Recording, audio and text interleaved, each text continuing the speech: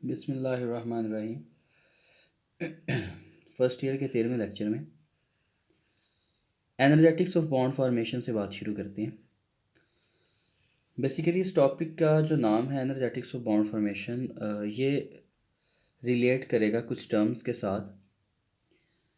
Energetics यहाँ पे लफ्ज़ इस्तेमाल होगा energy changes that takes place during a bond formation. वो एनर्जी में तब्दीलियाँ, वो तवानाई में तब्दीलियाँ जो रूनुमा होती हैं जब कोई बॉन्ड बनता है।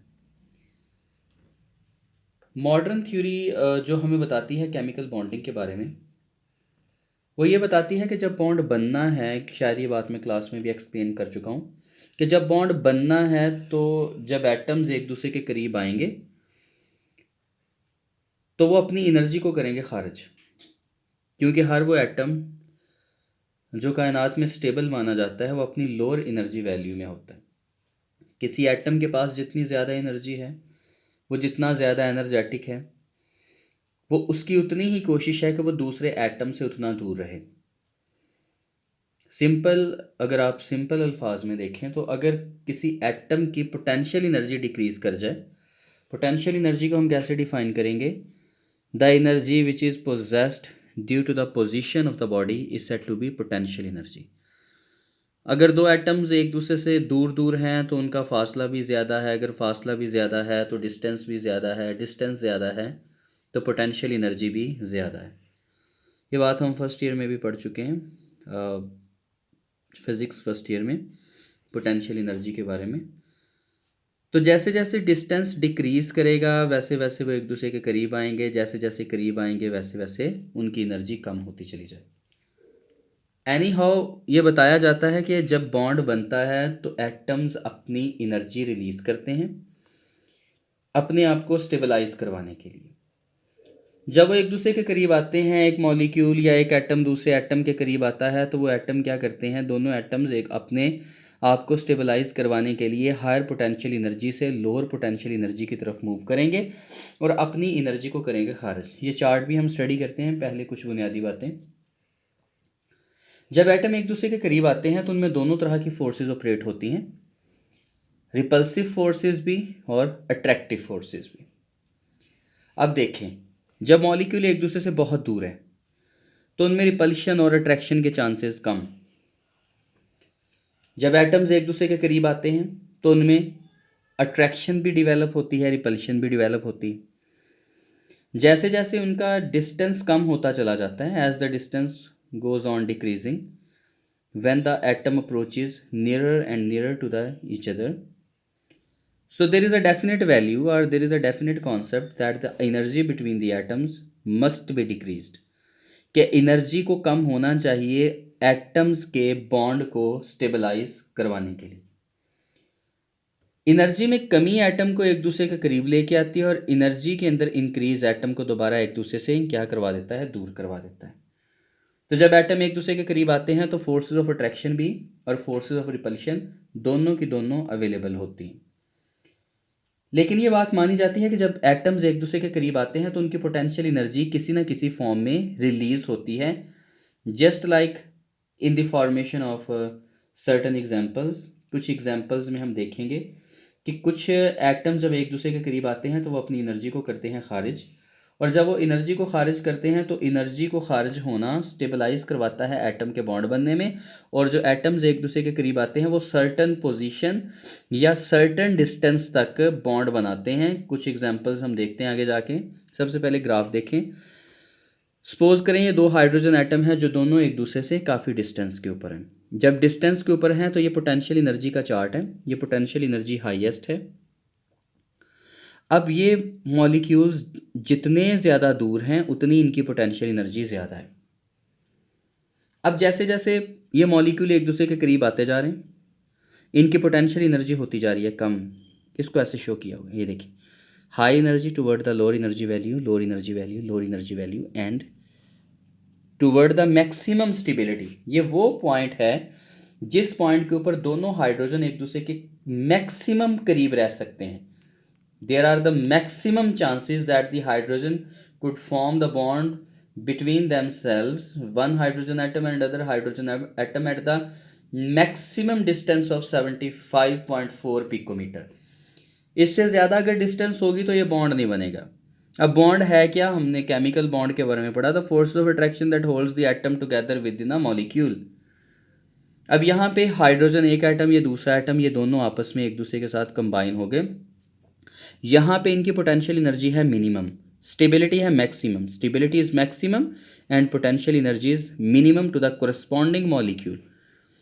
अगर एनर्जी थोड़ी सी बढ़ती है, ये देखें, अगर एनर्जी बढ़ती है, एनर्जी के बढ़ने से इनके अंदर फासला बढ़ेगा, फासले बढ़ने से इनकी स्टेबिलिटी कम होती चली जाएगी और ये दोबारा जहाँ से बात शुरू हुई थी वहीं दोबारा चले जाएंगे। तो इसका मतलब कि जब एनर्जी बढ़ती है तो एटम्स एक दूसरे से दूर दूर हैं, और जब एनर्जी कम होती है तो एटम्स की ये मैक्सिमम कोशिश है कि वो एक दूसरे के पास रह सकें। अब यहाँ पे जो डिस्टेंस है, जिसे हम बॉन्ड डिस्टेंस भी कहते हैं, जिसे हम कॉम्प्रोमाइज डिस्टेंस भी कहते हैं, जिससे हम एटॉमिक रेडियस नेक्स्ट लेक्चर्स में इंशाल्लाह फाइंड करेंगे। अब ये बातें हमें इस तरफ लेके जा रही हैं कि बॉन्ड का बनना बेसिकली स्टेबिलिटी है, लॉरिंग ऑफ एनर्जी है। लॉरिंग ऑफ एनर्जी, एनर्जी में कमी होगी तो सिस्टम स्टेबलाइज है, एनर्जी में ज़्यादती है तो सिस्टम स्टेबलाइज नहीं है। अब यहाँ पे सिस्टम का मतलब एक हाइड्रोजन एटम नहीं है, बल्कि यहाँ पे सिस्टम का मतलब reacting hydrogen atoms which are going to form a molecule. अब एक मॉलिक्यूल का बनना, इस पूरे सिस्टम की बहस इस मॉलिक्यूल का बनना है, और सिस्टम की स्टेबिलिटी से मुराद एक मॉलिक्यूल की स्टेबिलिटी है। तो एक मॉलिक्यूल की स्टेबिलिटी उस वक्त होगी जब एनर्जी कैसी होगी, लोअर होगी। फिर इसी तरह अगर हाइड्रोजन की एग्जांपल आप देखें तो हाइड्रोजन की एग्जांपल में एक हाइड्रोजन एटम दूसरे हाइड्रोजन एटम के पास जब बहुत पास आता है तो इसमें रिपल्सिव फोर्सेस भी हैं, अट्रैक्टिव फोर्सेस भी। अगर तो रिपल्सिव फोर्सेस अट्रैक्टिव फोर्सेस पे डोमिनेट हो जाएं, हावी हो जाएं, तो बॉन्ड नहीं बनेगा। लेकिन अगर अट्रैक्टिव फोर्सेस रिपल्सिव फोर्सेस के ऊपर हावी हो जाएं तो बॉन्ड बन जाता है। इसी से रिलेटेड क्लयन भी दो तरह की हो सकती है, effective collision and ineffective collision. अगर तो एटम्स आपस में क्लाइड करते हैं and their collision results into the formation of bond, then this type of collision is said to be effective collision. अगर एटम आपस में एक दूसरे के साथ टकराए और टकराना उनका फ्रूटफुल रहा, मॉलिक्यूल बन गया, बॉन्ड बन गया, तो इस तरह की क्लयन को हम कहते हैं इफेक्टिव क्लयन। लेकिन अगर एटम्स या मॉलिक्यूल्स आपस में आए, एक दूसरे के करीब करीब टकराए और लौट गए, फ्रूटफुली वो नहीं टकराए, टकराए तो हैं, क्लयन तो हुआ, लेकिन वो फ्रूटफुली क्लयन नहीं कर पाए, तो इस तरह की क्लयन को हम क्या कहते हैं, इन इफेक्टिव क्लयन।